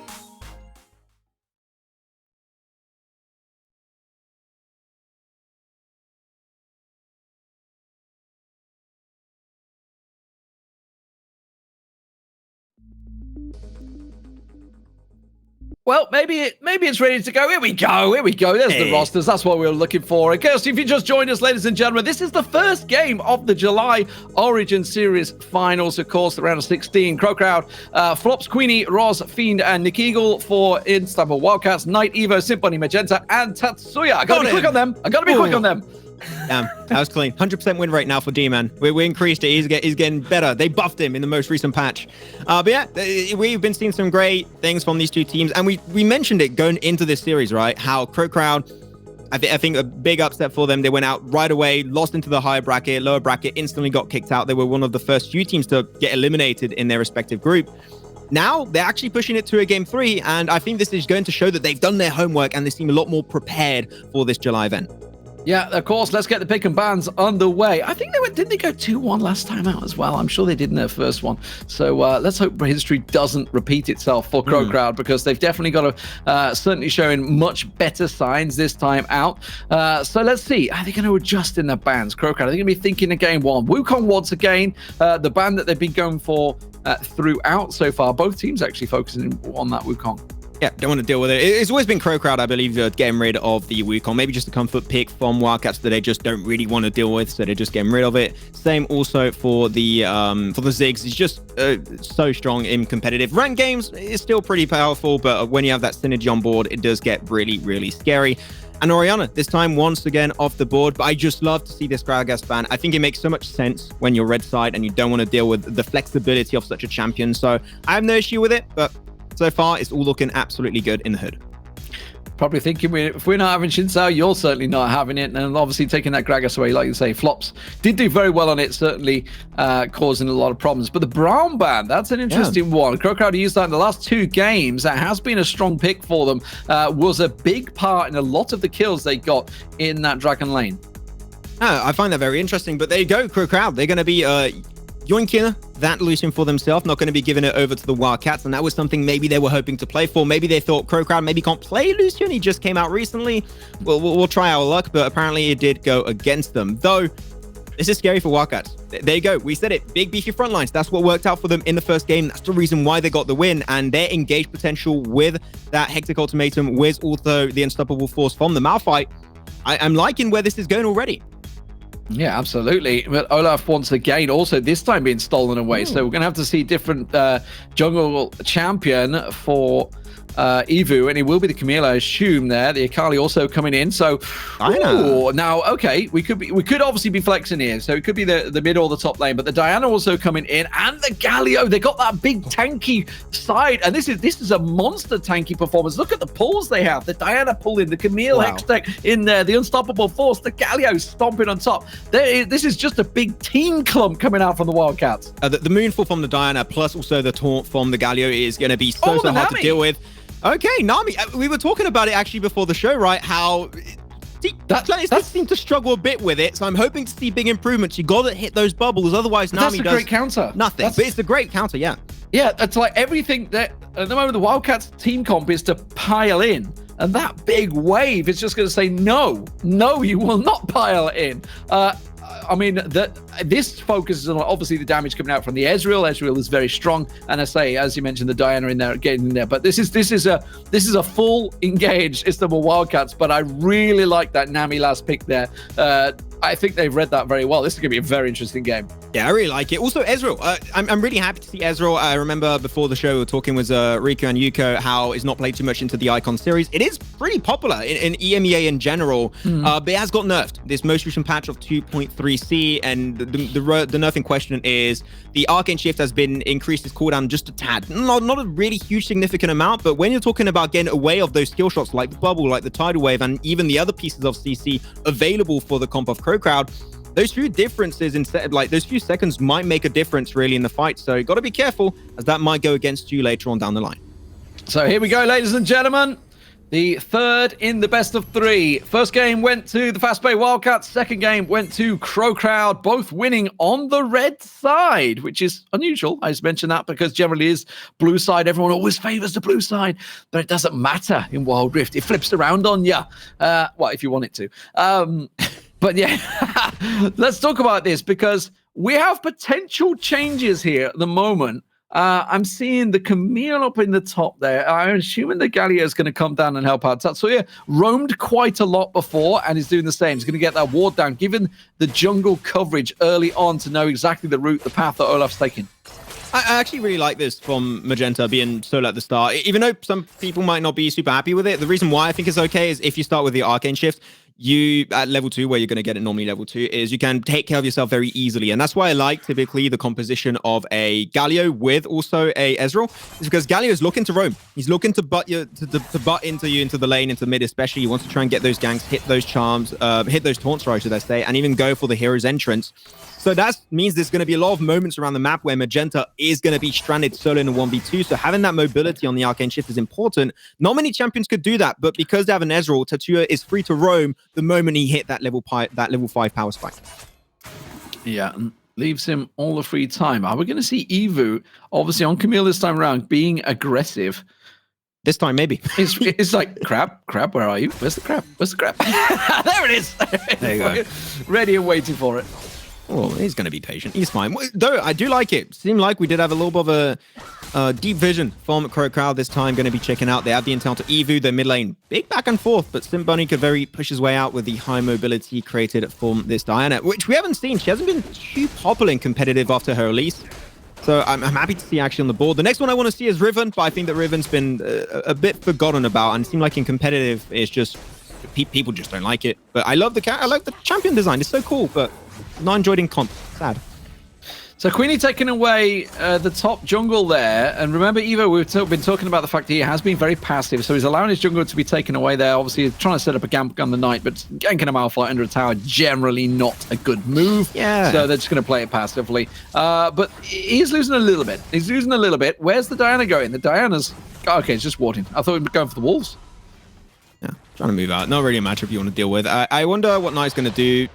This can be a pretty squishy comp. So if he wants to go for hybrid of AP plus also some tankiness to it, I think that'll be okay for Knight because you're looking at Flops, you're looking at Roz, Fiend, and also Nick Eagle. Not really tanky guys, though. Mid lane, Simbani trying to just get some big damage, some big poke, and chunk the health down for Roz, but not going to be able to get too much out of that one. But we're going to be hoping for the first Drake fight. It's going to be Mountain, so not super important. So we might see some teams actually try and just cross-map, trade away that Mountain Drake for a top tower. I think that will be extremely valuable for whichever team decides to pull that one off, because Mountain Drake is not a must compared to an Infernal or a Cloud. You can just easily let it go, and it won't really hurt you that much in the grand scheme of the game.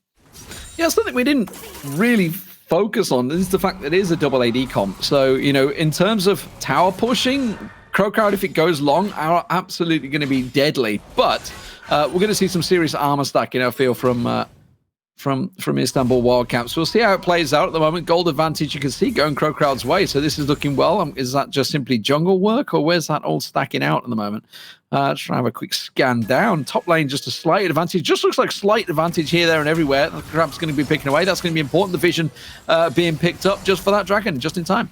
Yep, that means they can potentially go for a reset if they want, which would be fine if that's what they're going to do, but they only got 15 seconds, and you can already see both Evu and also the mid lane is going to be Simbani have already gone back to base. They got their items ready to go and use them into the fight that is normally going to come pretty soon. Going to go also for the Honey Fruits, gets himself some extra gold thanks to his runes, so he's going to be able to hit those power spikes a little bit quicker, get some boots, and some crit rate is also going to be unlocked for Fiend very, very early on. So we know the fight's going to happen pretty soon, but it seems like both Knight and Flops are going to commit to their Baron lane, so this technically should end up being a 4v4 if a fight even happens in the first place. Absolutely. The first, fight at the Dragon has been pretty messy the last few times that they've engaged one another. This time around, it looks like they're going to be far more patient. Obviously, in terms of Queenie, he's going to have a little look-see. He's going to walk straight on top of a ward, though, so that's going to be pretty well gifted out there, so nothing they're going to worry about that. They are actually grouping a little bit here.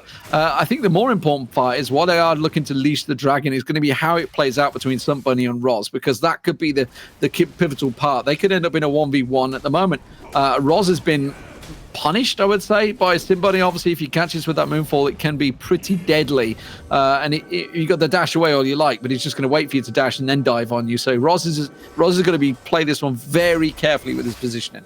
Yeah, he's got to be careful because especially the CC lockup potential of Wildcats is huge. Like, I love this composition for so many reasons. One of those being that if you have the on-point accuracy and also timing that this team composition really requires in the first place, there's not much you can do. Nick Eagle will be careful for he's going to get locked up by Evu. We'll be able to jump on out. No Hectic Ultimatum this time. But really, you're looking at it. You got some taunt, you got some CC, you got some roots.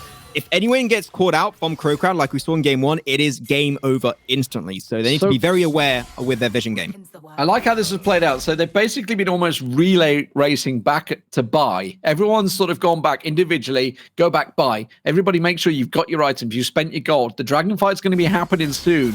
They're obviously looking to try and put a little bit of damage down, see if they can get a pick, but everyone is sort of slowly going back to get themselves to purchase the items to make sure they're not just sitting on a stack of gold. They can get involved in the fight and they will have the items to back it up. But Flops, once again, back to the top there. Let's see, looks like Knight's going to go up here. So again, just going to be very passive. A much calmer start. 6 minutes in, no first bloods, no dragons, no nothing so far. Yeah, pretty slow game. It started the same way for all of these games in the series so far. It's been pretty slow, nothing out of the ordinary. I like the amount of respect that these two teams are giving each another, but Fiend is going to put a lot more damage down, I think. The Static Shiv and the sword in there as well. Oh, true, yeah. As opposed to, obviously, the Ezreal. Yes, he's going to have that little spike damage, but it's going to have to ramp up, whereas, the Static Shiv is very important because the comp for Istanbul Wildcats is to clump up. So that Static Shiv could be vital. Yeah, and Rabadon's Death Cap already purchased for Flops on his Akali, so that could be some really huge single target damage. Though it's okay, they're going to be trading away this Drake. They're going to give it away. We said not really unnecessary. Does go for the Rift True Shot Herald. Barrage. Doesn't quite get it. But yeah, the Rift Herald, that's going to be the focus of Crowd. Queenie's going to be on top of it. And the rotation a little bit slow from Wildcats. They know they can't get to it. So they're going to give it away. But is this going to be Queenie using it instantly in Baron lane? Or is he going to try and use it later on? Tide of Fiend! Oh, that was such a good ultimate. The burn damage. He makes it out. Fiend, that was a clutch ulti. Has Ezreal got True Shot Barrage? He doesn't have it. Yeah, he's used it already, so he doesn't have it. Maybe how to get himself onto the tower, but it doesn't matter. Knight's been dived in the top there. Now, Symphony's coming in, but it's going to be a 3v1. Hasn't got the tower to back him up either. Maybe how to get Roz down or not. Does get Roz, but it's going to cost his life in the end. And, of course, the Olaf's just going to ramp up that damage with that Rift Herald. They might be able to keep on pushing here, get himself that second turret down. Meanwhile, down the bottom turret, they were continuing to push, but they didn't get the turret. The wave coming out from Nick Eagle was enough to stop them.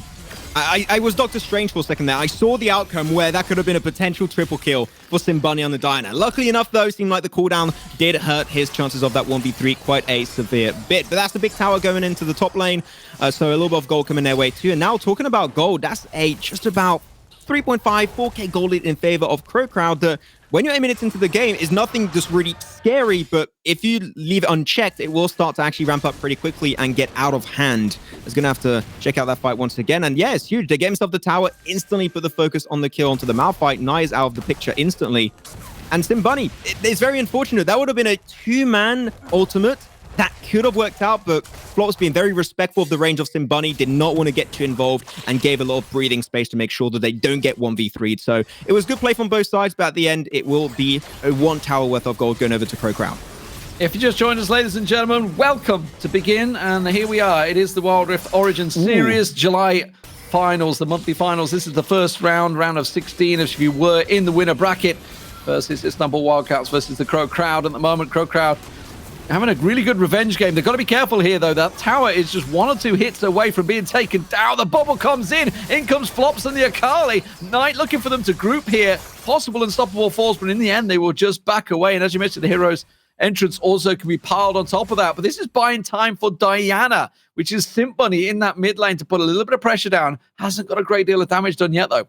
Yeah, didn't get a plate. That would have been cool. A little bit more gold and free real estate coming his way. Though we are seeing a Trinity Force being now purchased by Magenta. That is going to be a big itemization purchase for himself. So he's going to start to really scale further and further and become that really big, scary Ezreal that you see played a lot, especially last Origin Series season. So we'll see if it's going to be having the long and impact they are hoping for on the side of Wildcats. So next Drake is going to be the Ocean Drake, so not going to be the Infernal. But that's what it means when it's not going to be, when it's Ocean. It's not Infernal. That's how it works.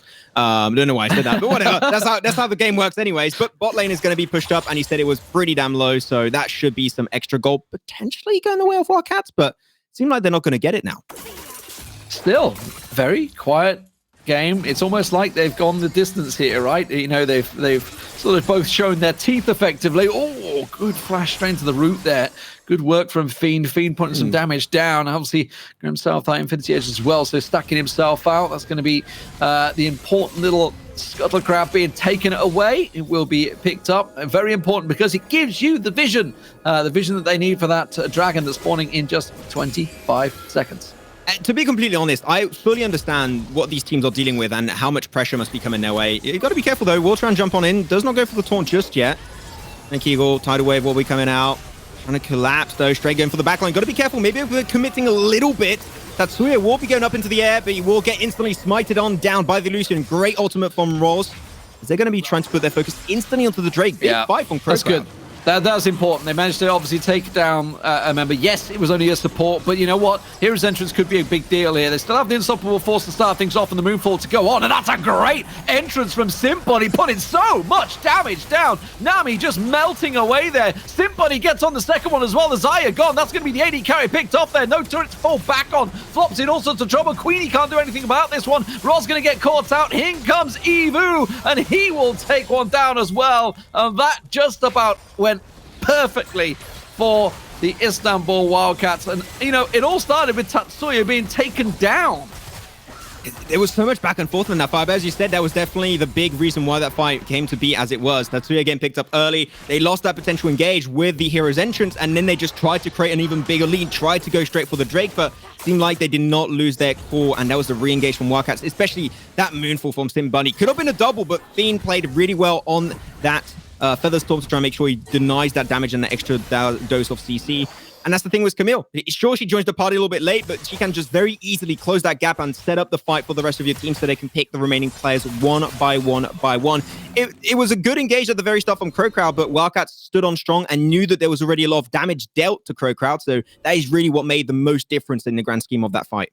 Yeah, obviously very strong now. But the irony is that for Simp Bunny, you know, if Nick Eagle wasn't there on the Nami, wasn't in range to Moonfall onto, he probably would have died, probably would have gone down to flops, and that would have been a very different fight. So, I mean, that's just how this really has teetered on the edge of this fight at the moment. Nick Eagle just going to come in, sweep out, get himself that ward down, clear the coverage as they can, because obviously with Baron up, that may well be the next focus for these guys. Still only the 2 dragons down, still pretty even in terms of fight that they've had. Obviously, 1 tower apiece, just the top and the bottom turrets both going down.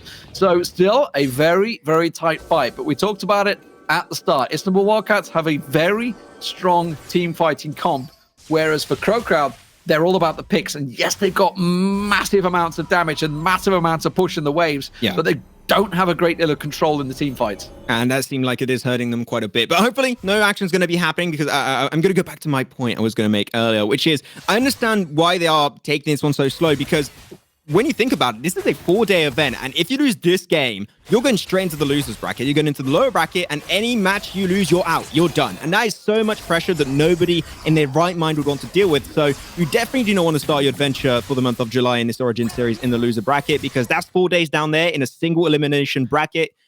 You want to avoid it like the plague. So I understand what's happening in the mindset of these teams. That is a very scary outcome if you do not end up winning this game.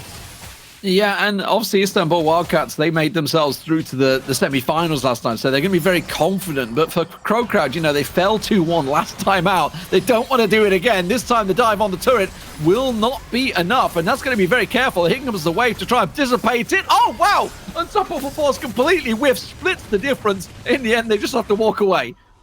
Okay, interesting one. Had to flash and use the Unstoppable Force to get himself back to safety, though. Jumping on forward with the Arcane Shift. Nice shield popped by Fiend.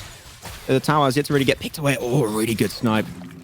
Magenta trying to crash that wave in. A lot of damage was dealt to a few of the players of Crowd that we're going back to base, and that should be one place. But Fiend, you're low. I would be careful, because Tatsuya is ready to dive on you anytime, and that's going to be the first mid lane tower going in favor of Wildcats. Now that is huge. That's going to start unlocking a lot of playmaking opportunities for Wildcats if they play around the map and the vision correctly. So now Crowd's got to be careful, because their own jungle could be their demise if they do not scout and get information properly.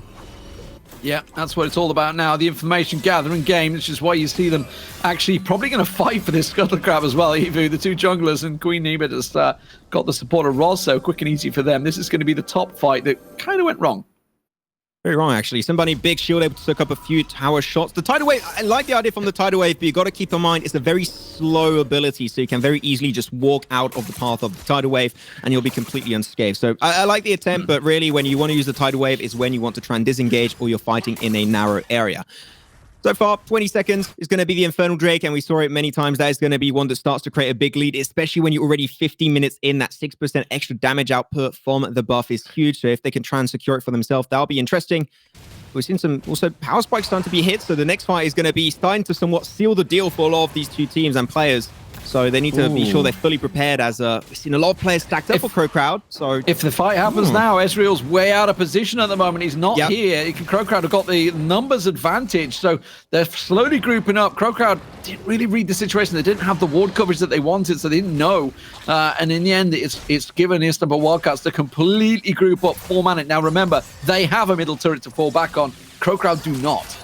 That's going to be making a very big difference here. Trying to get more intel. I think they maybe initiated the dragon just a bit, trying to poke it, trying to test the ward as us to Crowd if they're going to try and contest it. But what I'm loving too is the Magenta is just continuously trying to hit those pokes to make it even harder for Crowd to find those initiations. If one player's down to 50%, they will just not take the fight altogether.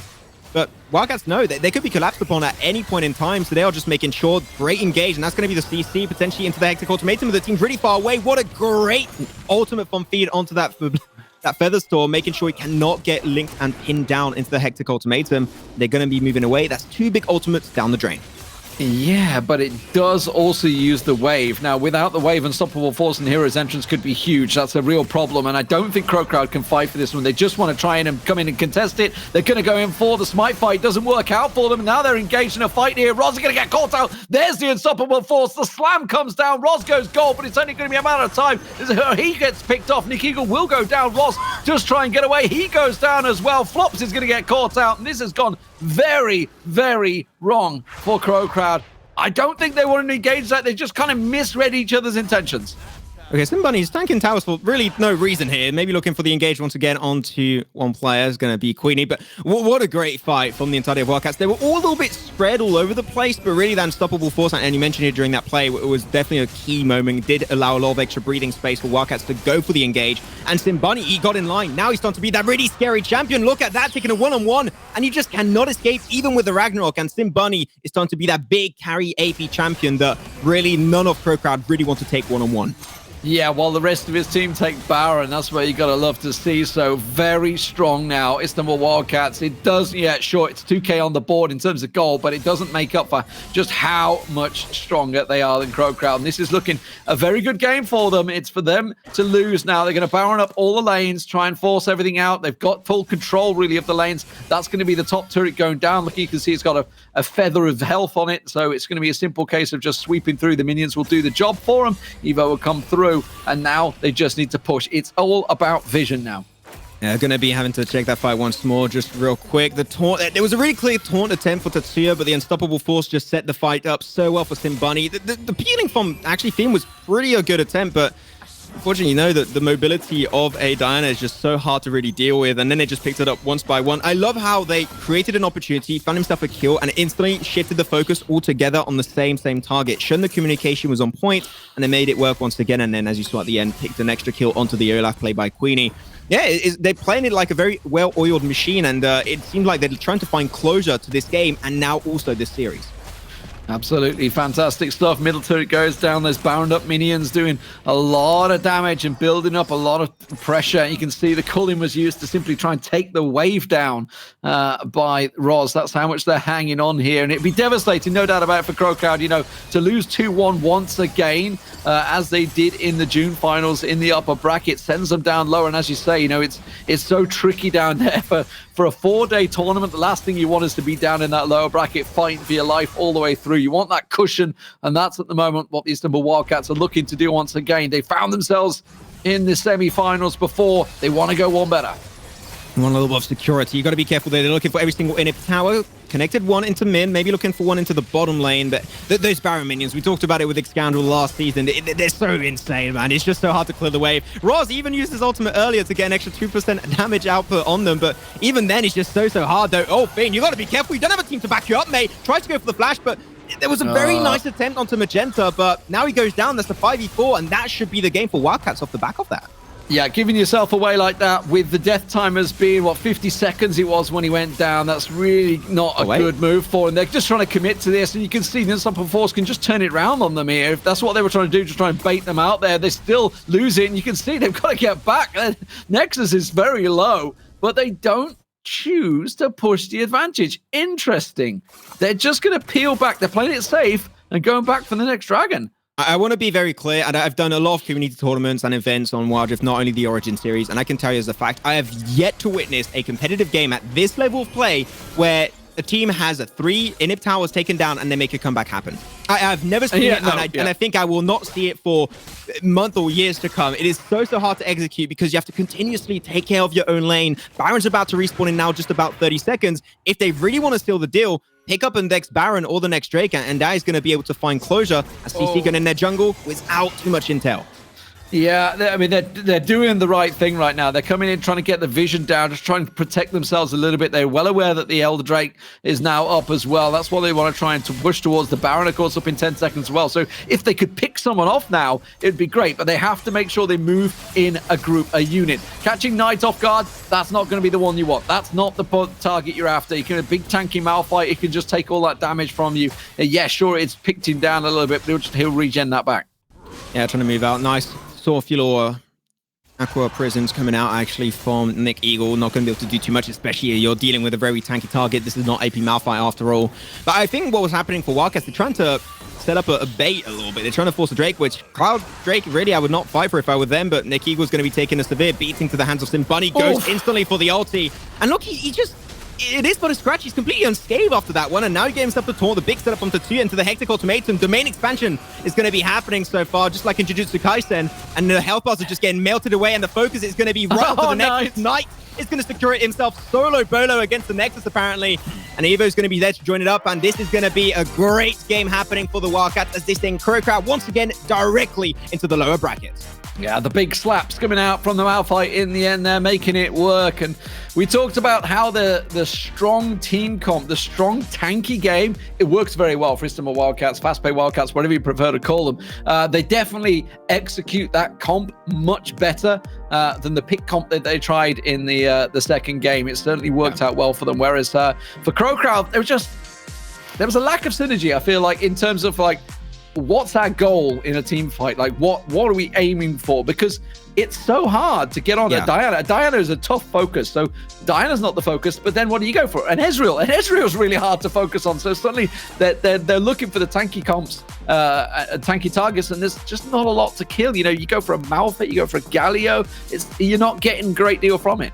Yeah, it was so insane to see because Sim Bunny, he would just go for a fight. He would just like push it off his shoulder like it is but a scratch. He was feeling nothing. He had the shield from the Mountain Drake. He also got himself the magic shield from the Galio, and he was just going so deep into the fight while being completely untouched and able to be so healthy in the process. So I was really enjoying this game. And as you said, it seemed like KrowKrow were having a real hard time focusing down certain parts of the map. But I think that's not only them doing a poor job at that. I think it's actually look at this. Due to Wildcats playing it really well. If Sim Bunny hadn't have gone into the Nami there, I reckon Flops would have got him. And that could have changed the game a little bit there because Sim Bunny obviously then came away from that kill, I think with a triple kill there, obviously stacked his items out in the end.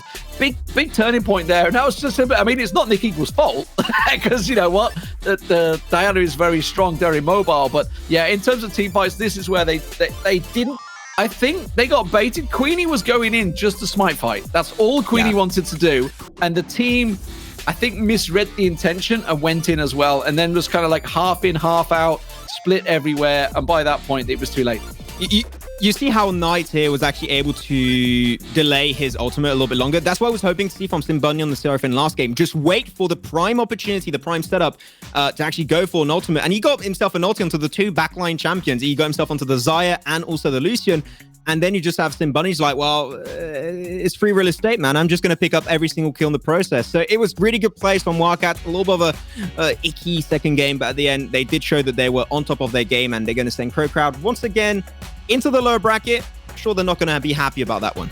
No, absolutely not. Fantastic game, fantastic series. They're going to move on to the winner bracket quarterfinals. That's where Istanbul Wildcats going. We're going to go to a break. Next game, be ready in just a few.